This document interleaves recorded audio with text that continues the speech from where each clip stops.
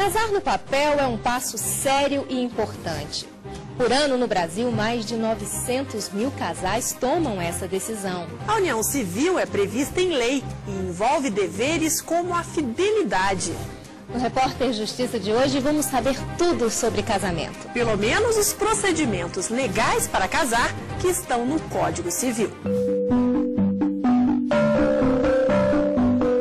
Pelo casamento, homem e mulher assumem mutuamente a condição de consortes, companheiros e responsáveis pelos encargos da família.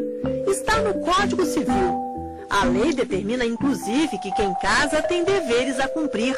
Fidelidade, vida em comum, assistência, sustento dos filhos, respeito e consideração. Os últimos números do IBGE são de 2007, quando foram registrados nos cartórios do país 916 mil casamentos, 2,9% a mais do que no ano anterior. Para os homens, a idade média na data do primeiro casamento é de 29 anos. Para as mulheres, 26 anos. O primeiro passo para quem quer formalizar a união é procurar um cartório de registro civil. Foi o que Luiz e Maria Elza fizeram. Eles já moram juntos há 15 anos e têm 2 filhos. Dar entrada na papelada é simples. Para solteiros, basta a certidão de nascimento original de cada um e 2 testemunhas com o RG. Agora a gente publica no Diário na Justiça, na internet, dizendo que eles querem se casar para ver se tem algum impedimento. Isso fica também na entrada do cartório, o edital de proclamas, para ver se alguém vai falar alguma coisa, se ele já é casado, alguma coisa. E depois de 15 dias afixado, a gente manda para o Ministério Público e o promotor de justiça analisa para ver se eles estão aptos a casarem. Aí é emitida uma certidão de habilitação, tudo isso é no prazo de 30 a 40 dias. Foi rápido. Achei que era mais difícil. Demorou, mas chegou, agora é para valer. Depois de pronta, a habilitação vale por 3 meses. Se nesse prazo o casal não realizar o casamento civil, será preciso começar o processo todo de novo. As taxas dos cartórios variam de um estado para o outro. No caso do Distrito Federal, Luiz e Maria Elza pagaram R$ 93,90 pelo processo de habilitação. A certidão de casamento vai custar R$ 4,34. A Constituição prevê a gratuidade da celebração. A celebração ainda é gratuita. Mas o processo de habilitação, ele sempre foi remunerado até o atual Código Civil. Com o atual Código Civil, que é com vigência em 2003, como já dissemos, inclusive o processo de habilitação passa a ser gratuito para todos aqueles que se declararem pobres. Qual o requisito? O requisito é a mera declaração. Se confia na palavra das pessoas. Em casos especiais, outros documentos são exigidos para o processo de habilitação. Para noivos viúvos, é preciso a cópia das certidões de casamento e de óbito do cônjuge. Para os noivos divorciados, a cópia autenticada da certidão de casamento anterior e da averbação do divórcio. Ao dar entrada no processo para casar, os noivos precisam definir o regime de bens a ser adotado. Na comunhão parcial de bens, os bens adquiridos após o casamento serão comuns ao casal. Bens adquiridos quando solteiro é propriedade de cada um. É o regime que vigora quando o casal não opta por nenhum.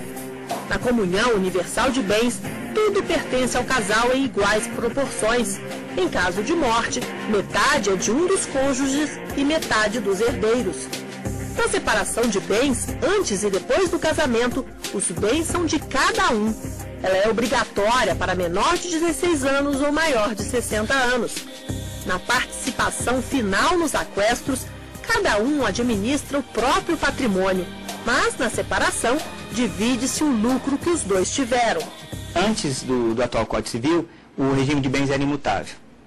Ou seja, casando-se em determinado regime, obrigatoriamente se mantinha esse regime até o final da sociedade conjugal. Hoje, com a intervenção judicial, ou seja, é necessária autorização judicial e vai haver um processo perante o juízo de família para que ambos os cônjuges venham solicitar essa alteração do regime.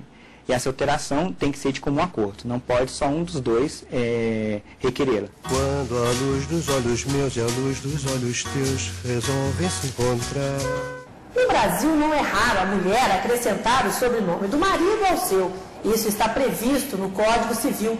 Mas quando é o marido que acrescenta o sobrenome da esposa? A situação também é prevista pelo Código Civil.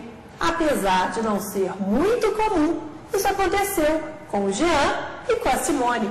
Jean, conta pra gente, como é que é seu sobrenome de solteiro? Batana. Jean Batana. Jean Robert Batana. E ao se casar? Jean Robert Batana Pires Ferreira. E você, Simone, você também acrescentou o dele ao seu? Acrescentei. O nome de solteira? Simone Pires Ferreira, de Ferreira. E ao se casar? Simone Pires Ferreira, de Ferreira Batana. Jean e Simone se conheceram na faculdade onde davam aula. Se casaram no civil há 2 anos. Foi Jean quem fez questão de acrescentar o sobrenome da mulher. Eu achei que isso fosse um gesto de amor para minha esposa, porque a gente queria fazer uma coisa que fosse singular, uma coisa bem nossa, nós dois. Então nós entendemos que seria uma maneira de mostrar para as pessoas que nós realmente nos amamos e a gente está disposto a tudo para demonstrar esse amor. Até assinar pelo outro. Até assinar pelo outro. E você entendeu isso como gesto de amor? Te emociona ele ter tomado essa decisão? Teve alguma influência sua? Sim, não, foi muito bom. E até porque a gente sempre pensou nos filhos, né? Então, que os nossos filhos tivessem os mesmos sobrenomes que a gente. E você ficou emocionadinha, Simone. É uma declaração de amor e tanto, né? Assinar diferente pelo resto da vida, como é que é isso? Com certeza, com certeza. Na verdade, ele passou a pertencer à minha família, formalmente, né, com casamento, e declara isso para todo mundo, da mesma forma que eu. Precisa se casar. No próximo bloco, vamos falar sobre a união estável e sobre a união homoafetiva. E também sobre como funciona a justiça de paz.